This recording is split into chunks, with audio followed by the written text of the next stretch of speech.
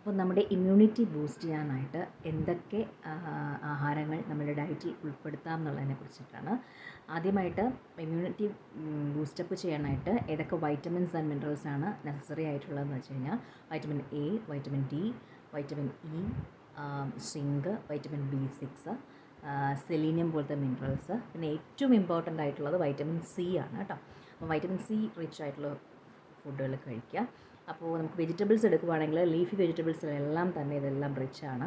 അതുപോലെ തന്നെ leafy vegetables ആയിട്ടുള്ള സ്പിനാച്ച്, പിന്നെ tomato, carrots, sweet potato, garlic, ginger, ഇത്തരത്തിലുള്ള വെജിറ്റബിൾസിലെല്ലാം തന്നെ കോളിഫ്ലവർ, ബ്രൊക്കോളി, ഇതിലൊക്കെ തന്നെ ഇത്തരം വൈറ്റമിൻസും മിനറൽസും അടങ്ങിയിട്ടുണ്ട്.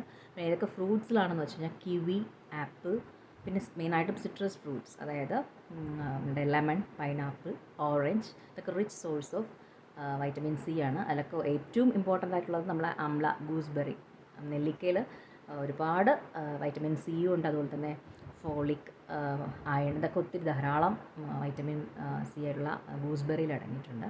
പിന്നെ വാട്ടർമെലൺ നല്ലൊരു ഫ്രൂട്ടാണ്.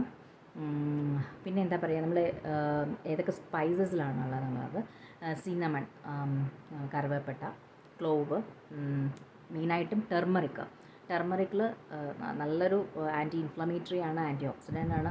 നമ്മൾ ഈ ടെർമറിക് നമുക്ക് ഇത് ഇമ്മ്യൂണിറ്റി ബൂസ്റ്റപ്പ് ചെയ്യാനായിട്ട് ഹെൽപ്പ് ചെയ്യും. സോ ഇത്തരത്തിലുള്ള ഫ്രൂട്ട്സും വെജിറ്റബിൾസും ഒക്കെ നമ്മുടെ നിത്യജീവിതത്തിൽ ഉൾപ്പെടുത്തുക. അതുപോലെ നട്ട്സിൽ വരുവാണെങ്കിൽ കാഷ്യൂ, അതുപോലെ തന്നെ റേസിൻസ്, ഡേറ്റ്സ് ഇതൊക്കെ നമുക്ക് യൂസ് ചെയ്യാം. ഇത്തരത്തിലുള്ള ഫുഡൊക്കെ നമ്മൾ കഴിക്കുവാണെങ്കിൽ നമ്മളുടെ ശരീരത്ത് അത്തരത്തിലുള്ള ഇമ്മ്യൂണിറ്റി ഡെവലപ്പ് ആവുകയും ഡിസീസ് വരാതിരിക്കാനായിട്ട്, ലൈം ഡിസീസ് വന്നാൽ അതിനെ പ്രതിരോധിക്കാനും ഒരു കഴിവ് നമ്മുടെ ശരീരത്തിലുണ്ടാകും. Thank you.